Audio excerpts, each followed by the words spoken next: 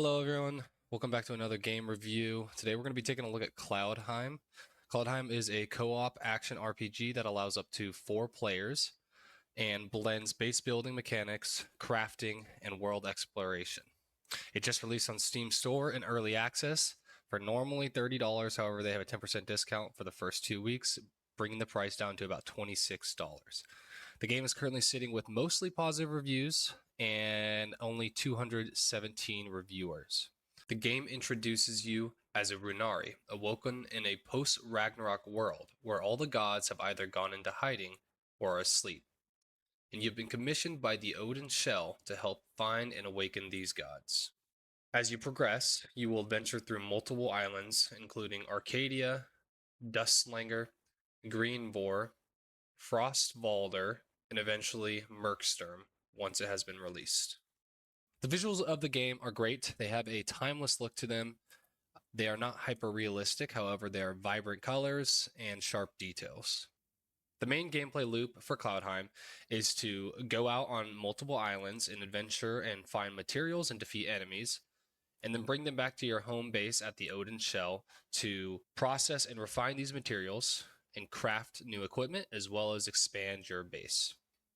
Throughout the world, there are multiple puzzles and hidden loot that may require you to solve them or defeat certain enemies, or use your special abilities, which we'll talk about later, to find these different chests. All of them are engaging and a little bit different in their own way, and I think they're really well done. As stated before, the Odin Shell is what woke your character in the beginning. This is considered your home base, and this is where you're going to go back to after every time you go out in the world. All the loot is immediately stored here and is open to everyone in your party, whether you have 1, 2, 3, or 4 players. This is where you will do all your base building. There are multiple different buildings you can create, whether that be your refinement stations, crafting stations, shops that you can sell to NPCs, as well as these little buildings or pedestals that grant you additional effects like extra HP or additional accessory slots. There are also base helpers called blends, and then your pet called Nasher. Blends can be assigned at different buildings to provide little upgrades and bonuses, such as a 10% increase in production and whatnot. And Nasher allows you to feed him, and then once you feed him up to a certain amount, he pops out a fun little item. As of right now, there are 4 classes in Cloudheim: the Runeblade, the Sentinel, the Breaker, and the Ranger.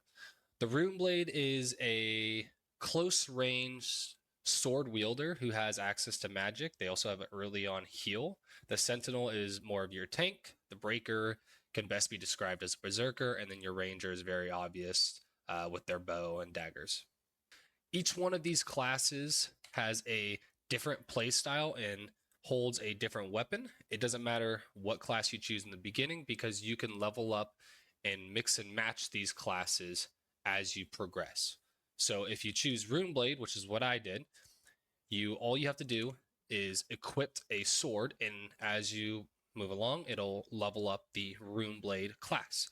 As you level up, you're going to get more effects. It'll give you a skill, it'll give you stat points, it'll give you another skill, give you more stat points, and then it'll give you a class trait at level 5.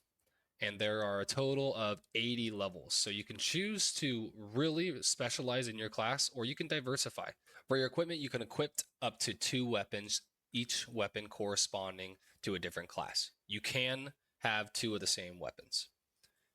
These weapons each have a skill that can be used. For example, my sword has the homing ice shards, which does a bit of damage.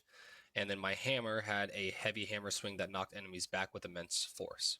The weapon skills felt much more impactful than the other skills that we'll talk about next. However, that could just be because of the way I leveled them. In addition to the weapons, you have your 2 skills as mentioned. These come from your class identity and can be chosen and mixed and matched based on any of the classes.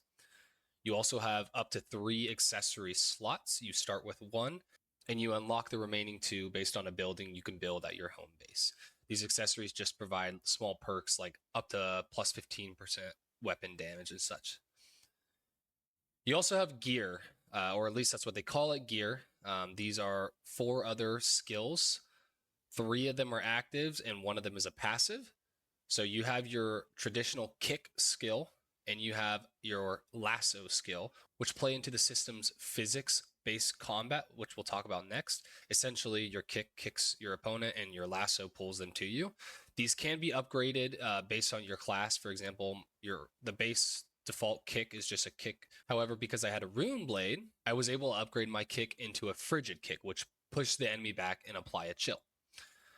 I did not get a chance to see any upgrades for my lasso. However, I assume it's going to be very similar because I did find a lasso that allows you to pull an enemy to your ally, which is a little bit different than the normal default lasso. You also have an evade skill, and then you have a passive, which comes from your class. For example, the Rune Blade got a class trait of +4 mana. The game explains its combat as a physics-based combat. I see this as a CC chain system. For example, as you do different CC, such as a kick or a lasso, right, a pull, you will do extra damage. They also have a unique status effect for some enemies, which are called shielded characters. These cannot be CC'd. However, you can damage the shield and then CC them from there. Most of the bosses have this mechanic. They have a somewhat damageable environment where you can kick enemies into pillars or break through pillars or break through certain walls. It's not everything, but it is fun to play with in certain areas. The one thing worth noting is that the defense of the combat is very impactful. Anytime I failed to dodge out of an enemy's skill, it really hurt, which I liked. So it made the combat feel much more alive. Given that the game is an early access, I'm going to be a little bit lenient for the overall performance. There was a couple moments where during combat it felt a little bit laggy, but for the most part, I didn't find any issues throughout the world. They did have slow loading times. Anytime I wanted to teleport from my Odin shell to one of the main islands, it took what felt like forever. It was probably 30 seconds before I even started teleporting, and then I got a loading screen. It's a little bit weird mechanic. I would just shorten that just to make the players feel a little bit better and have a better flow. But overall, not bad. The game does have an early access roadmap on its Steam page. As of right now, for ongoing updates, they are including localization, bug fixes and performance, and player feedback. This is very common. However, for future updates, they have a winter event, but they have more weapons and abilities that they're planning on adding. They have a new island, Merkstorm, which I spoke about earlier, and another one called Pyguard. On top of this, they're planning on including more recipe books, Blend Guild upgrades, item management, enchantment station, more crafting and decor, more class abilities, new characters, combat balancing, mastery system part 2, more quests, more dungeons, more enemies, weather systems, and bonus adventures. Overall, I think the game felt pretty good, especially as playing a solo player. It would most definitely be more fun when playing with friends. The combat was fluid for the most part. The world felt good. The story building was decent as well. And I think the mostly positive reviews on Steam is pretty accurate. Again, this is early access, so it does have a long way to go and certainly might bring more in-depth content. But I plan on playing this through a little bit more, give you guys a full update when the time comes. But that's all I have for now. Really quickly, guys, if you like this content and would like to see more, please like and subscribe. I would really appreciate it. Thank you.